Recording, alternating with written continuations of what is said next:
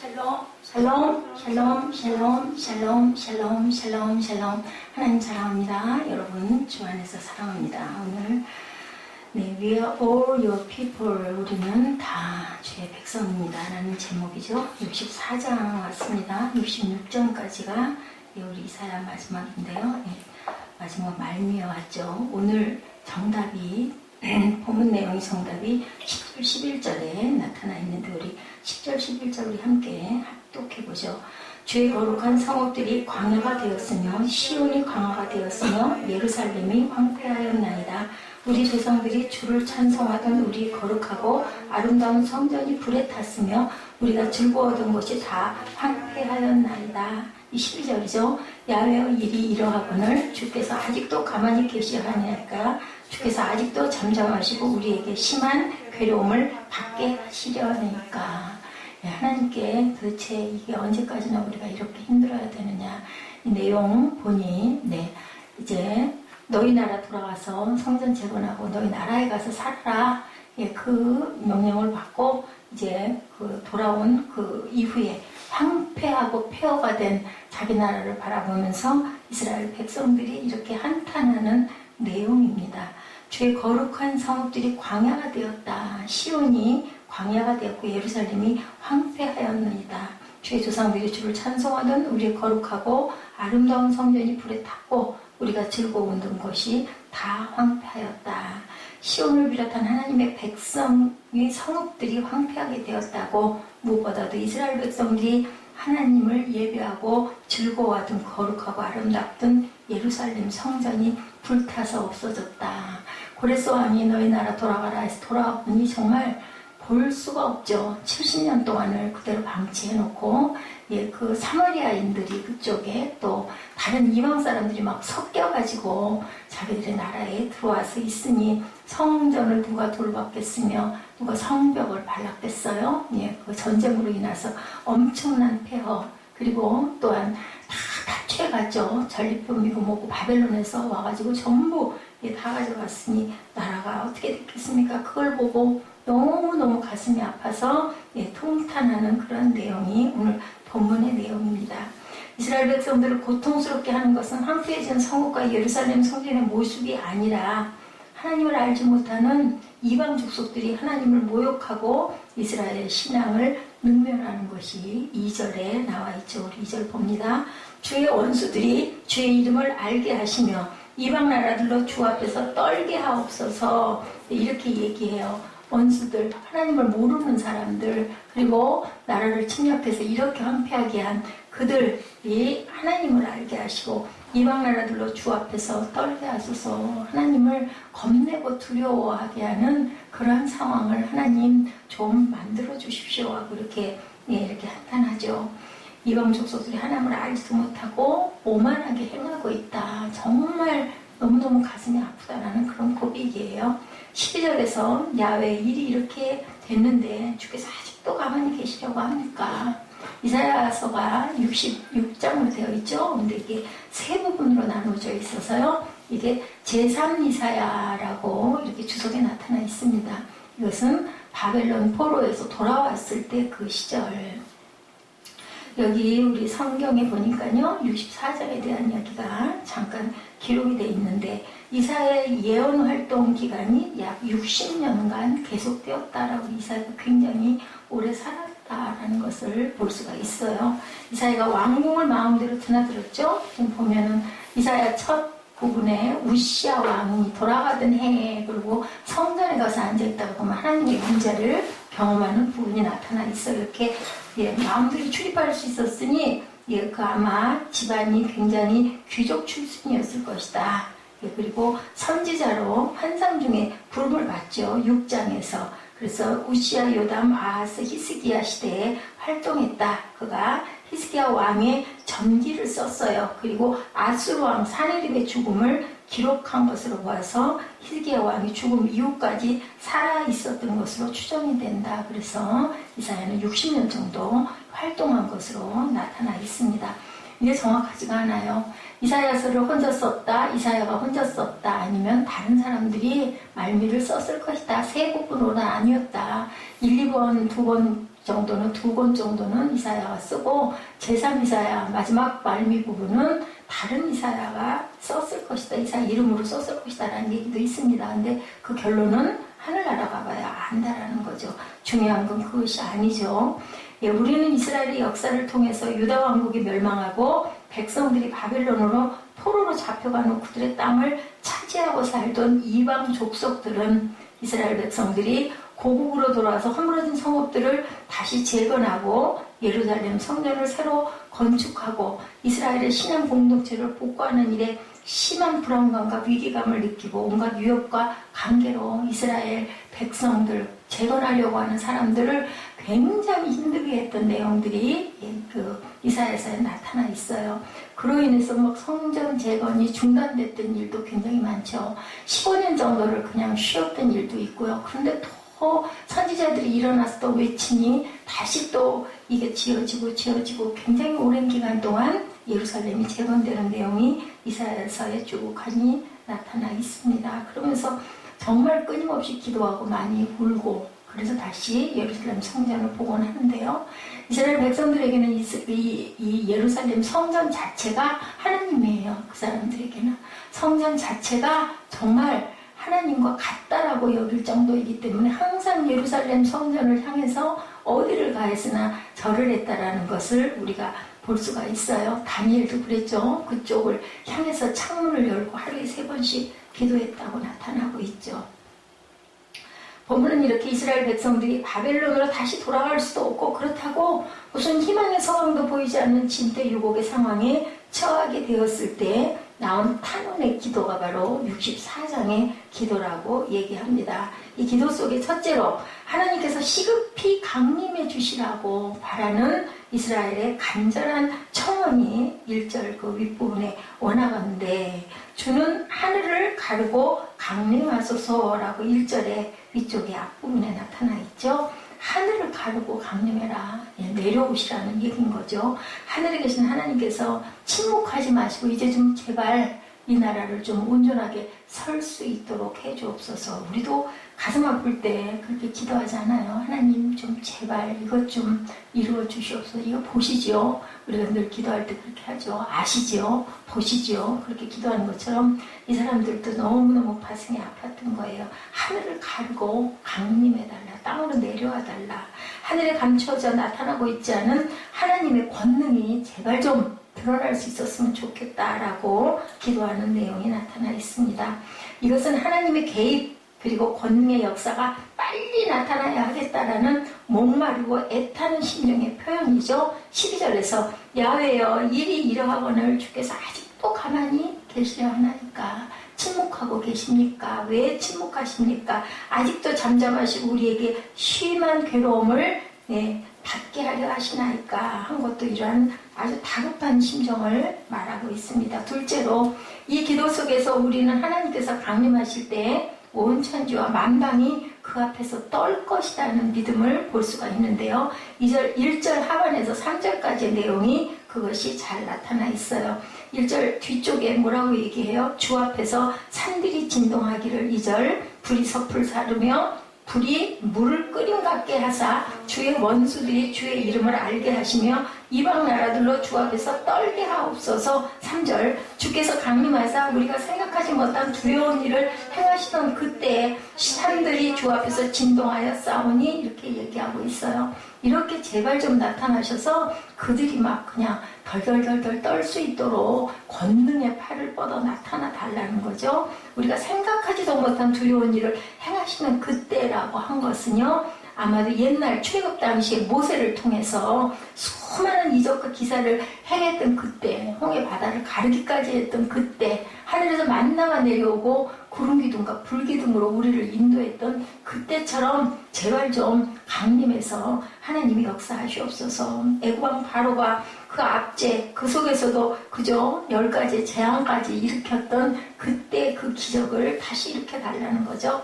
바벨론의 포로 상태에서 돌아온 이스라엘을 다시 한번 위기에서 구원해달라고 간절하게 간구하는 그런 회복을 원하는 내용의 기도입니다. 셋째로 우리는 이 기도 속에서 현재 이스라엘 백성들이 당하고 있는 재앙과 고난이 그들 자신의 무엇 때문이다? 죄 때문이라고 고백을 해요. 언제나 기도에는 뭐가 따라야 된다? 회개가 먼저 따라야 돼요. 내가 잘했는데요.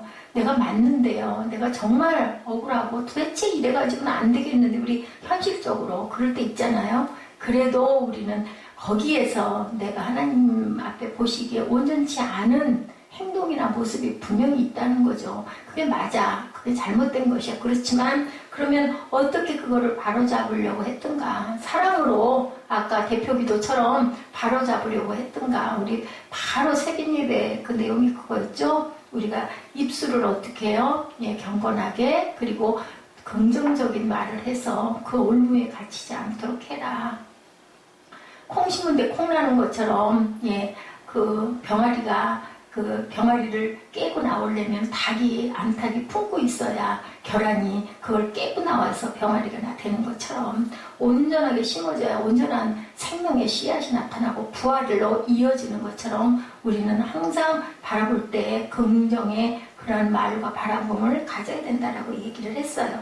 그러고 나서 바로 그 입술에서 그 말이 떨어지기도 전에 또 다시 우리는 세상 가운데 있다 보니 예배 도중에도 우리가 마음에 시험이 들기도 하고 마음에 불쑥불쑥 화가 치밀어 일어나기도 하고 절망감이 느껴지기도 하고 정말 이게 뭘까 하는 그런 마음이 들기도 하는데 그런 순간일지라도 우리는 우리가 잘못된 부분을 먼저 회개할 줄 알아야 된다.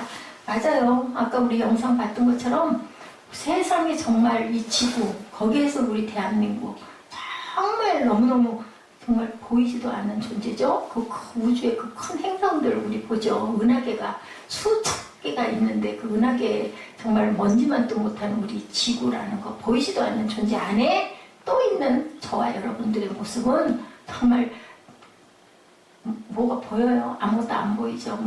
아메바 박테리아만도 못한 그런 미미한 존재를 하나님께서는 우리에게 말씀하죠. 아까 그 마지막 구절에 욥기의 그 고백 있죠. 너희들이 지시에서 하늘에서 해가 하루만이라도 뜨게 해본 적이 있느냐? 못하죠. 우리는. 그 말씀의 뜻은 우리가 할 수 있는 것은 아무것도 없다라는 거죠. 아마 솔로몬은 아까 저는 그 영상, 과학적인 영상이어서 아이들이 보면 굉장히 좀 뭔가 마음의 감동이나 와 그렇구나 이런 부분이 있을까 싶어서 또 그렇게 택해서 볼만한 게 마땅하게 요즘 없어요. 길이가 너무 길어요. 전부 막 27, 8분, 30몇 분씩 되고 그것도 또 막 어른들이 하는 얘기는 우리 중동부에서 좋아할 것 같지도 않고 그래서 선택하기가 어려운데 그나마 과학적인 거라 좀 하고 볼 줄 알았더니 다들 생각이 딴 데가 있어가지고 아주 그러니까 예외를 예배로 드리지 않으면요 어떻게 좋은 말씀을 증거하고 전하려고 해도 그거는 될 수가 없는 부분이에요. 그렇다고 해서 또 목사가 그런 부분 때문에 속상하고 마음이 안 좋다 그래서 그런 표현을 좋지 않게 하는 것도 잘못된 부분이죠. 그래도 웃어야 되겠죠. 아까 앉아서 잠깐 한 10분 동안 묵상을 하고 눈을 감고 있는데 솔로몬이 그 몰랐을 텐데요. 과학적인 그런 부분들을 먼지만도 못하다라고 고백하고 헛되다라고 고백한 그 모든 것이 정말 솔로몬은 지혜로운 사람이었구나라는 생각이 제가 들었어요. 예, 그리고 정말 내가 할 수 있는 일은 세상에 아무것도 없다라는 것을 또 느꼈습니다. 그리고 그렇다 할지라도 기쁨을 갖고 얼굴에 환한 미소를 띄워야 된다라는 것이 제가 묵상하고 하나님께서 주신 마음이에요. 그리고 우리 같이 찬양하는데 앞에 서 있는 우리 사무엘이 어떻게 이렇게 이쁘게 보이는지 하나님 마음을 그렇게 주시는 거죠. 정말 요즘에 천방지축에다가 정말 실망, 절망, 세상 천지에 제가 태어나서 아직 그렇게 몰랐어요. 그런 부분들을. 그 사춘기가 어떻고 해도 제가 그 지나온 그 길에서 사춘기 아이들의 그런 모습을 제가 한 번도 본 적이 없다 보니까 정말 제가 요즘에 황당. 예, 거꾸로 말인데 똑같은 뜻을 갖고 있죠. 비슷한 말이죠. 당황한다, 황당스럽다. 예, 그런 느낌을 갖는데 아까는 찬양하는데 우리 사무엘이 그래도 마음에 그렇게 안 됐나 봐요. 와가지고 제 손을 붙들고 이렇게 기대고 위로하는 모습을 보면서 그래도 마음을 읽고 저 녀석이 그렇구나라는 마음이 들더라고요. 자, 우리 죄 때문이라고 5절 그 하반절부터 7절까지 내용이 나타나 있습니다. 우리 5절 하반절부터 7절까지 우리 함께 보죠. 예, 우리가 범죄함으로 주께서 진노하셨사오니 이 현상이 이미 오래됐다. 우리가 어찌 구원을 얻을 수가 있겠는가? 예, 5절 중간에 있죠. 우리가 범죄함으로 주께서 진노하셨사오며 이 현상이 이미 오래되었으니 우리가 어찌 구원을 얻을 수 있겠나이까? 무릇 우리는 다 부정한 자 같아서 우리의 의는 다 더러운 옷 같으며 6절입니다. 우리는 다 잎사귀같이 시들므로 우리의 죄악이 바람같이 우리를 몰아가나이다. 7절이에요. 주의 이름을 부르는 자가 없다. 주의 이름을 부르는 자는 무엇을 얻으리라? 구원을 얻으리라 우리 찬송하죠. 이런 것처럼 주의 이름을 부르는 자가 없대요. 스스로 분발하여 주를 붙잡는 자가 없대요. 이는 주께서 우리에게 그렇기 때문에 얼굴을 숨기시고 우리의 죄악으로 말미암아 우리가 소멸되게 하셨음이니이다. 하나님이 잘못된 거는 아무것도 없고 우리가 하나님을 몰라보고 부르지도 않고 찾지도 않고 그리고 주를 붙잡는 자가 없으니 기도하는 자가 없고 원하는 자가 없으니 주께서 우리에게서 얼굴을 숨기시고 우리 죄악으로 말미암아 우리가 소멸되게 하셨음이니이다. 우리 죄입니다라고 이렇게 고백하죠. 8절에 야훼여 이제 주는 우리 아버지이십니다. 그래도 우리는 진흙이고 하나님께서 우리를 지으셨습니다. 예, 주는 토기장이시다라고 얘기하죠. 우리는 다 주의 손으로 지으신 것이니 분노하지 마소서. 9절이죠. 죄악을 영원히 기억하지 마시고 구하오니 보시옵소서. 2번 반복합니다. 보시옵소서. 우리는 다 주의 백성입니다. 맞아요. 그래서 예, 주의 백성이다. 우리 부모님들이 자녀들이 아무리 실망시키고 해도 그래도 아들이잖아요. 그래도 딸이잖아요. 그 얘기하는 거가 똑같은 얘기인 거죠. 주의 이름을 부른 자가 없대요. 그렇기 때문에 주님께서 얼굴을 감추셨다. 우리가 범죄함으로.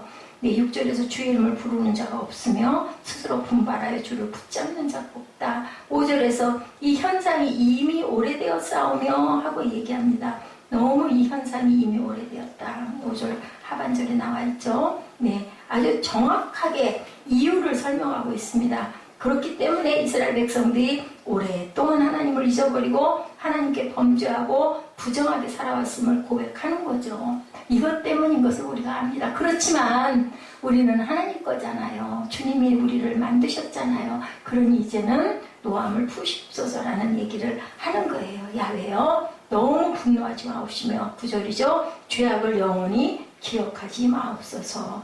보시옵소서. 보시옵소서. 결국 잊어버렸던 하나님의 백성의 자리를 되찾아오는 이스라엘의 모습을 우리가 볼 수가 있습니다. 그리고 끝으로 우리는 이 기도 속에서 이스라엘이 되찾은 하나님에 대한 인식을 확인하는데요. 첫째는 하나님은 홀로 살아계신 참 하나님이시고 우주 만물과 역사의 주인이시고 공의의 심판자다. 1절 하반부터 5절까지 내용이 그것을 나타내주고 있어요. 주 앞에서 산들이 진동하기를 불이 섭을 사르며 불이 물을 끓인 같게 하사 주의 원수들이 주의 이름을 알게 하시며 이방 나라들로 주 앞에서 떨게 하소서. 주께서 강림하사 우리가 생각하지 못한 두려운 일을 행하시던 그때에 산들이 주 앞에서 진동하였사오니 주 외에는 자기를 앙망하는 자를 위하여 이런 일을 행한 신을 옛부터 들은 자도 없고 귀로 들은 자도 없고 눈으로 본 자도 없었나이다. 주께서 기쁘게 공의를 행하는 자와 주의 길에서 주를 기억하는 자를 선대하시거늘. 4절이죠. 주 외에는 자기를 앙망하는 자를 위하여 이런 일을 행한 신을 옛부터 들은 자도 없고 귀로 들은 자도 눈으로 본 자도 없습니다. 야훼 하나님만이 홀로 살아계신 참 하나님이시라고 얘기하죠. 1절에서 3절에 주 앞에서 산들이 진동하고 이방 나라들로 주 앞에서 떨게 하시고 한 것은 하나님께서 우주 만물과 역사의 주인이심을 고백하는 내용입니다. 5절에서 주께서 기쁘게 공의를 행하는 자와 주의 길에서 주를 기억하는 자를 선대하시거늘 한 것은 하나님께서 공의의 심판자이심을 선언하고요. 둘째로 그 홀로 참 하나님이시고 우주 만물과 역사의 주인이시며 심판자이신 하나님이 그들의 아버지시라는 것. 우리는 또한 주의 백성이라는 거죠. 그러나 야훼여 이제 주는 우리 아버지십니다. 예, 우리는 진흙이고 주는 토기장이시나이다. 그럼에도 불구하고 하나님을 잊고 살았던 그들의 죄가에 대한 반성을 하고 있는 것을 우리는 봅니다. 야훼 이제 주는 우리 아버지십니다. 그 반성과 기대를 표현하죠. 우리는 진흙이고 주님은 토기장이다. 선지자의 입을 빌린 이스라엘의 기도가 바로 이 기도라는 것. 그 자세 세 가지의 요약이죠. 하나님에 대한 바른 이해. 오늘 본문이 드러내준 하나님은 어떤 하나님? 첫째, 홀로 살아계신 참 하나님. 또한 우주 만물과 역사의 주인이시고 공의의 심판자이신 하나님. 둘째는 우리가 처한 상황의 근본 원인에 대한 인식. 우리가 지금 개인적으로나 사회적으로 공경과 좌절과 위기에 처해 있다면 이유가 있을 건데 개인과 교회와 사회가 하나님 앞에서 죄와 불충함을 우리가 깨닫습니다. 라는 고백입니다. 그 무엇도 누구에게나 문제의 원인과 책임을 찾으려고 할 것이 아니라 나의 신앙의 문제점을 잘 살펴봐야 된다. 세 번째, 그 하나님 앞에서의 우리의 죄와 불충에 대한 회개와 겸손의 회복이 있어야 된다. 하나님의 백성임을 잊고 지냈던 우리의 죄를 회개하고 다른 우상의 마음을 빼앗겼던 우리의 죄를 회개해야 된다라고 얘기합니다. 하나님의 능력을 의심하거나 의지하지 않던 우리의 죄를 회개해야 된다. 그게 우상이에요. 하나님의 능력, 하나님이 먼저가 아니고 다른 것에 초점을 맞추고 있다면, 자녀에게 초점을 맞추고 있다면, 내 직장에 초점을 더 크게 두고 있다면 더 1순위가 뭔가 우리가 뭐 영순위라고 그러죠? 1순위가 아니라 영순위라는 얘기를 합니다. 그것이 가장 귀한 것. 처음에 결혼해가지고 너무 사랑해서 결혼했을 때는 아내가 남편이 서로에게 영순이에요. 그래서 무슨 전화보다도 가장 먼저, 그죠? 절대 아주 100% 통과 패스. 누구하고 전화를 받다가도 아내한테서 남편한테 전화가 오면 딱 그거 끊고 얼른 받아요. 근데 세월이 좀 흐르고 나면 그 다음에 이제 관계가 많아지죠. 그러다 보면 집에서 전화 오는 것도 뒤로 밀어요. 나중에 연락하면 되니까. 그죠? 중요한 게 사업이 되기도 하고, 중요한 게 그죠? 다른 관계, 친구가 되기도 하고요. 예, 그리고 나중에 그렇다 해서 아내가 남편이 중요하지 않다라는 게 아니다라고 얘기를 하지만 그만큼 소중함의 어떤 그 기준이 달라진다. 하나님은 이 부분을 정말로 못 견뎌 하시는 질투의 하나님이라고 그러시죠. 아버지 하나님의 사랑과 은혜를 망각했던 죄를 회개해야 된다. 인류의 죄와 그로 인해 인간에게 닥친 죽음, 모든 고통과 불행을 해결하고 오신 아까 보이신 예수 그리스도, 성령이 내 안에 계시죠. 그 고백을 우리는 늘 해야 된다. 살아있는 종교, 기독교는요, 하나님의 돌아가심과 부활이 없다면 살아있는 종교가 절대로 될 수 없다. 어디에서 마가의 다락방에서 백신문도가 끝까지 참고 기도하죠. 그랬을 때 성령이 임함으로 인하여 아까 얘기한 대로 그 모든 사람들이 증인이 됐고, 증인으로 인하여 교회가 세워졌고, 그 교회로 인하여 지금 이렇게 80억 인구 가운데 어마어마한 숫자가 하나님을 예수를 믿는 그러한 그 숫자들이 일어났다라는 거죠. 진정 예수 그리스도께서 오시기를 우리가 간구한다면 본문을 통해서 깨달은 바를 마음에 잘 새겨야 된다라고 말씀합니다. 데살로니가 전서 5장 1절에서 11절 말씀 우리 함께 봅니다. 데살로니가 전서 5장 1절에서 11절 말씀입니다. 자, 찾으신 분 우리 함께 합독해보죠. 합독하시면서 뜻을 깊이 느껴보시기 바랍니다. 합독합니다. 형제들아, 때와 시기에 관하여는 너에게 쓸 것이 없음을. 그죠? 2절이죠. 주의 날이 밤에 도적같이 이룰 줄을 너희 자신이 자세히 알미라. 저희가 평안하다 안전하다 할 그때에 잉태된 여자에게 해산의 고통이 이름과 같이 멸망이 호련히 저희에게 이르니 결단코 피하지 못하리라. 형제들아, 너희는 어둠에 있지 아니하매 그날이 도적같이 너에게 임하지 못하리니 너희는 다 빛의 아들이요 낮의 아들이라. 우리가 밤이나 어둠에 속하지 아니하나니 밤이나 어둠에 속하지 않았음을 알아야 할 것이다. 그죠? 6절에 그러므로 우리는 다른 이들과 같이 자지 말고 오직 깨어서 근신해라. 자는 자들은 밤에 자고 취하는 자들은 밤에 취하되 우리가 낮에 속하였으니 근신하여 믿음과 사랑의 흉배를 붙이고 구원의 소망의 투구를 쓰자. 하나님이 우리를 세우심은 노하심에 이르게 하심이 아니요 오직 우리 주 예수 그리스도로 말미암아 구원을 얻게 하려 하신 것이라. 예수께서 우리를 위하여 죽으사 우리로 하여금 깨든지 자든지 자기와 함께 살게 하려 하셨느니라. 그러므로 피차 권면하라고 얘기하죠. 말씀하죠. 피차 권면하라는 건요. 뭐예요? 주 안에서 잘 서로에게 권면하는 것, 격려하는 것, 참으로 예수님이 원하시죠. 기뻐하시는 진리인 사랑을 실천하는 것, 형제사랑의 새 계명을 지키고 행하고 누리는 것을 말씀하고 있습니다.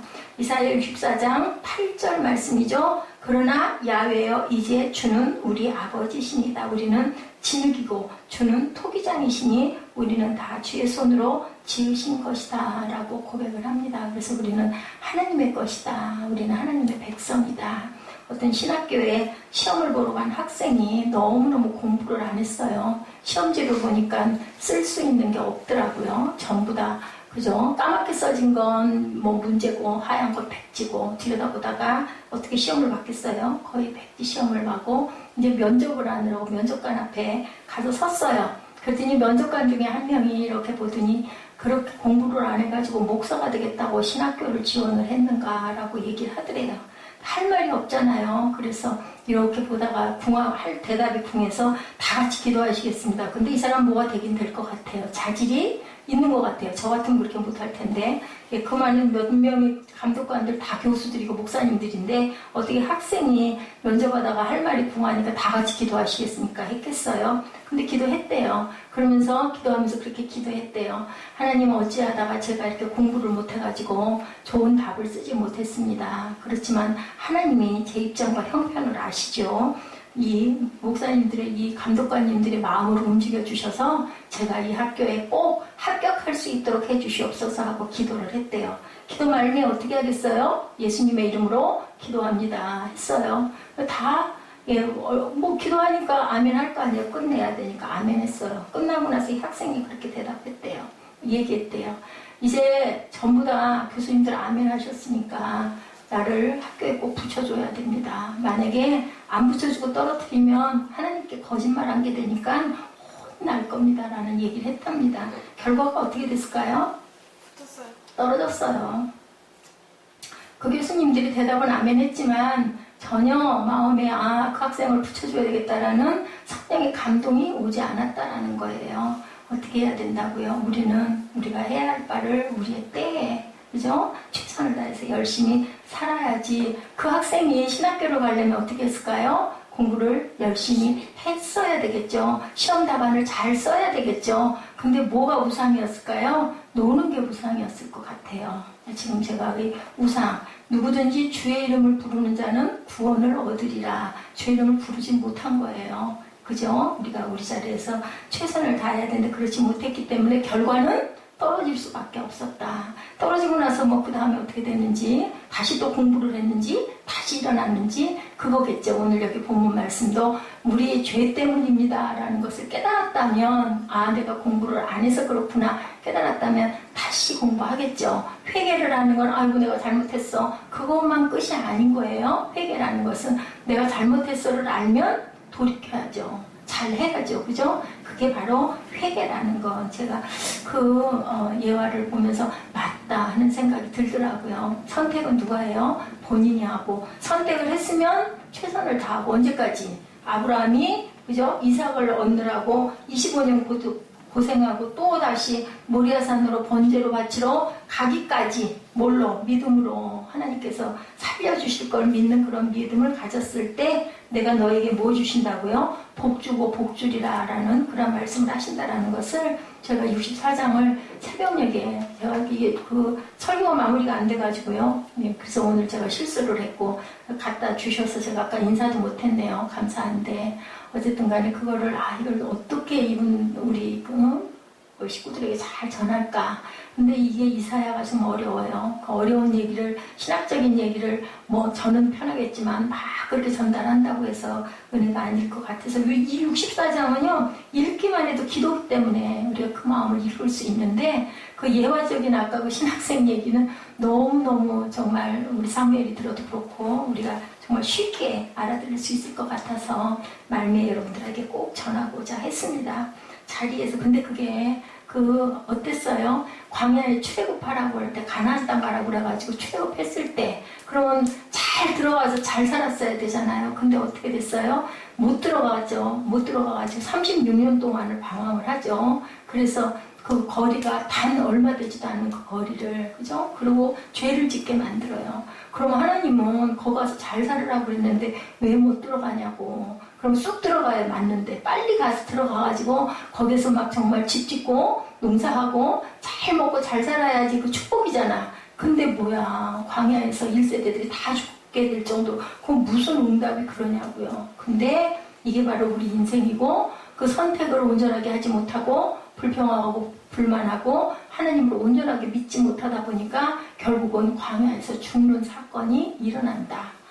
아무리 하나님의 응답을 하셨다 할지라도 내가 그 그릇에 온전하게 끝까지 잘 참고 지혜롭게 하나님의 얼굴을 구할 줄 아는 저와 여러분이 되셔야 되고, 이 64장에 정말 자기 나라에 돌아갔는데 정말 다 폐허가 되고 어떻게 할 수도 없고 거기 살고 있는 세력들은 어땠을까요?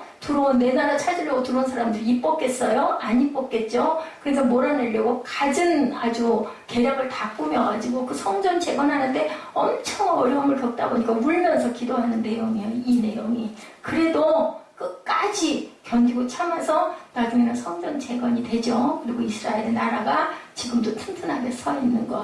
이 부분에 그 깊은 신학적인 해설로 보면은 이 64장의 여기 이 말씀, 이 광야, 그리고 여기 이 기도가 우리 인생의 기도라는 것이 잘 나타나 있습니다.